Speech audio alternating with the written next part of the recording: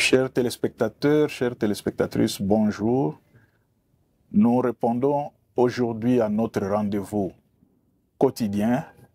Aujourd'hui, nous allons décortiquer avec vous la résolution 2773 prise le 21 février par le Conseil de sécurité des Nations Unies concernant la situation qui prévaut dans l'est de la République démocratique du Congo et dans la République démocratique du Congo en général. La question que nous nous posons, c'est entre espoir et scepticisme. Quelle position, qu'est-ce que les Congolais peuvent retenir? Alors, de prime abord, nous devons féliciter le Conseil de sécurité des Nations Unies qui a pris cette résolution après beaucoup de débats. Et cette résolution a été prise à l'unanimité. Les 15 pays ont tous donné leur accord après des débats houleux qui ont précédé.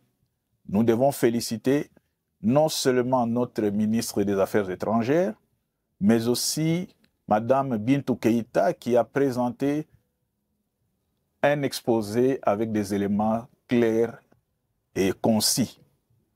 Bien sûr, l'honneur revient aussi au front diplomatique lancé par le chef de l'État, Félix-Antoine Tshisekedi. Alors, ça c'est la première des choses. Nous félicitons aussi la prise de position du secrétaire général des Nations Unies sur la crise au Congo. Au même moment, presque un jour avant, il y a eu le communiqué, la position du département d'État américain. Et là, il faut aussi féliciter le département d'État américain. Le département d'État américain a sorti si nous pouvons appeler ça une directive, sanctionnant deux grandes personnalités. D'abord, le Rwandais James Kabarebe, qui est l'actuel ministre de la coopération régionale du Rwanda, et les sanctionne. Et puis, Lawrence Kanyuka Kingston, qui est porte-parole de l'AFC M23, avec un point sur ces deux entreprises qui sont en Europe. Donc, nous félicitons le département d'État. Pourquoi? Parce que le département d'État est passé de la parole aux actes et a donné une impulsion pour que les autres puissent suivre.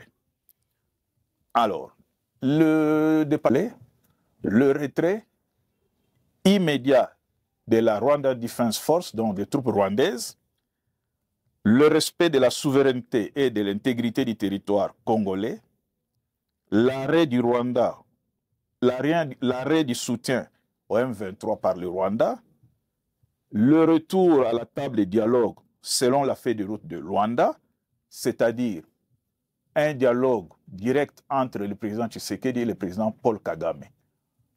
Voilà en bref, et aussi le respect des personnalités des Nations Unies, des populations civiles et de tout ce qui concourt au droit international humanitaire.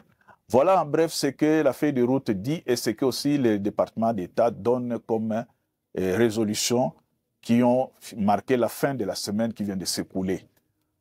Et sur le terrain, on a constaté un léger, nous disons bien un léger, un petit signe, un cessez-le-feu pendant 48 heures jusque-là. Il n'y a pas eu d'affrontement sur les lignes de front. Cette résolution, ou ces résolutions, notamment pour celle du Conseil de sécurité de l'Union européenne, du Conseil de sécurité des Nations Unies, pose certains scepticismes dans les chefs de certains Congolais. Et pourquoi le scepticisme? Parce que d'abord, la résolution des Nations Unies ne prévoit pas de sanctions en cas de la non-exécution des mesures prises. Peut-être les sanctions suivront après, mais la résolution ne porte pas de sanctions, ce qui met un peu en difficulté ou ce qui crée les doutes, le scepticisme dans les chefs de certains Congolais. De deux, certains États dans l'Union européenne hésitent à prendre des sanctions. Nous avons tous suivi la pression belge sur l'Union européenne, notamment la France, pour prendre des sanctions. Mais la France joue un rôle un peu ambigu parce que c'est la France qui a proposé les textes de la résolution au niveau du Conseil de sécurité, mais c'est aussi la même France qui hésite encore au niveau de l'Union européenne. Mais nous ne devons pas être très pressés parce que ce lundi, en principe, l'Union européenne va encore se réunir pour voir quel genre de sanctions prendre, si sanctions il y a. Et nous trouvons aussi le doute ou bien les hésitations au niveau de la France, notamment parce que les intérêts économiques priment. Vous savez très bien que Total Energy, qui a découvert le bloc gazier de Mozambique, finance à hauteur de 20 millions d'euros par an l'armée rwandaise qui fait le job pour Total Energy. Comme vous savez aussi, Total Energy forme la brigade de montagne de l'armée ougandaise pour la protection de ces installations autour du lac Albert. Ces raisons économiques font que la France hésite. Mais nous espérons que la réunion de l'Union européenne va donner des mesures où va aider le peuple congolais, va accompagner le peuple congolais à sortir du bourbier, surtout avec l'élection qui vient de se passer en Allemagne. L'Allemagne, c'est la locomotive de l'Union européenne. L'Allemagne et la France. Mais devant une France hésitante, l'Allemagne peut prendre le dessus et peser de tout son poids pour que l'Union européenne puisse prendre des sanctions contre ceux qui troublent la quiétude en République démocratique du Congo. Une autre inquiétude repose sur cette résolution 2773. Pour une simple raison, les Congolais ont creusé et sont allés déterrer la résolution 1097. La résolution 1097 a été signée le 18 février 1997 avec le même terme qui demandait, à l'époque c'était l'AFDL, qui prenait des villes, des localités qui tombaient, et en février, le 18 février 1997, la résolution extérieure, à cette époque, les forces extérieures, c'était le Rwanda et l'Ouganda, le respect de la souveraineté et de l'intégrité du territoire congolais, mais comme nous le savons, 4 mois après, c'est-à-dire de février au mois de mai, d'ailleurs ce n'est même pas 4 mois, c'est 3 mois après, l'AFDL prenait le pouvoir. L'AFDL chassait Mobutu. Alors les Congolais qui font cette comparaison, ils craignent que la résolution ne soit qu'une lettre morte pour permettre à la RDF et au M23 de conquérir d'autres localités. Le doute, il est permis, on ne peut pas refuser aux gens de douter, on ne peut pas refuser aussi aux gens de faire pression sur la communauté internationale. Ce qu'il faut retenir de la résolution 1097 du 18 février 1997, c'est qu'elle a épargné la République démocratique du Congo de la balkanisation. Elle ne l'a pas épargné, mais elle a fait reculer le projet de balkanisation. Le président Tshisekedi a dit, cette fois-ci, il faut que la guerre cesse, il faut que le Congo retrouve sa souveraineté. Les Congolais espèrent qu'avec cette résolution 2773, avec les sanctions que nous attendons de l'Union européenne, avec les sanctions du département d'État américain, le Congo va retrouver effectivement la paix dans un processus qui sera engagé. Mais nous ne pouvons pas aussi perdre de l'espoir, parce que l'espoir fait vivre, et un peuple vit de l'espérance, vit de la résilience et vit aussi de la résistance. La réunion mixte ou conjointe entre l'EAC et la SADC avait produit, pas une feuille de route, mais avait produit des résolutions qui devaient commencer par 1. Que les chefs d'État-major de tous les pays concernés puissent se réunir et proposer un plan d'évacuation de la RDF et du M23 des villes de Goma et de Bukavu.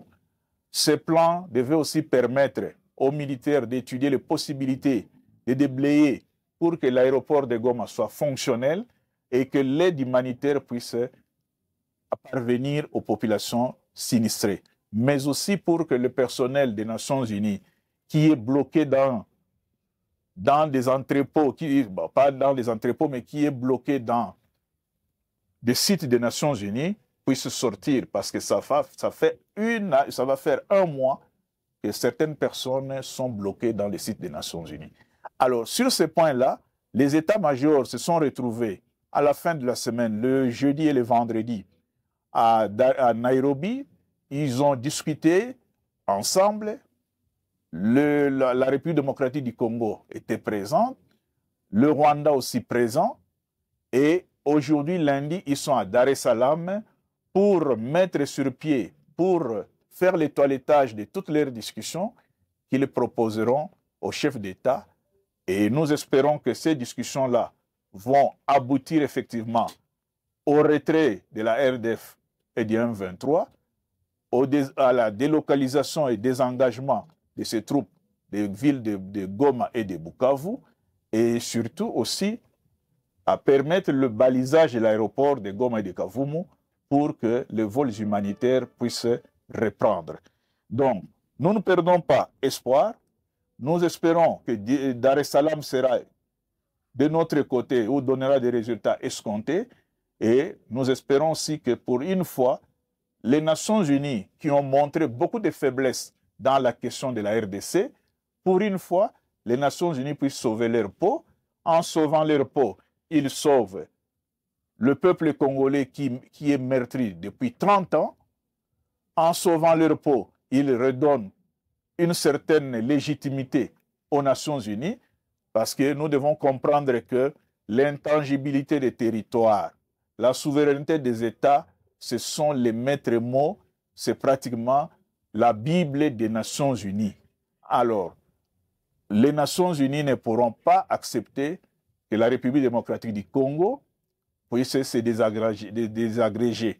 Et comme le soulignait encore le président burundais, si la République démocratique du Congo est enrhumée, si on ne fait pas attention, la crise va emporter toute la région des Grands Lacs qui est dans des dynamiques ethnico-politiques. Voilà pourquoi nous espérons et nous sommes convaincus que cette fois-ci, ça sera la bonne et qu'après 30 ans de tergiversation, la République démocratique du Congo et la région des Grands Lacs peuvent commencer un processus de paix.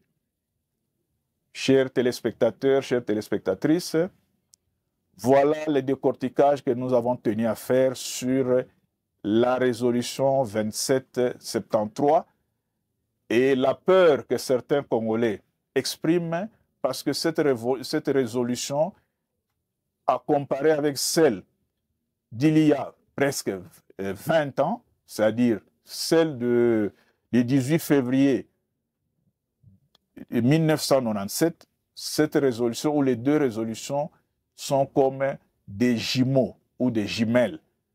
Mais cela n'empêche que nous puissions vivre dans l'espoir pour un Congo uni, fort, au cœur de l'Afrique et qui booste le développement de tous les pays, de tous les continents africains. Je vous remercie.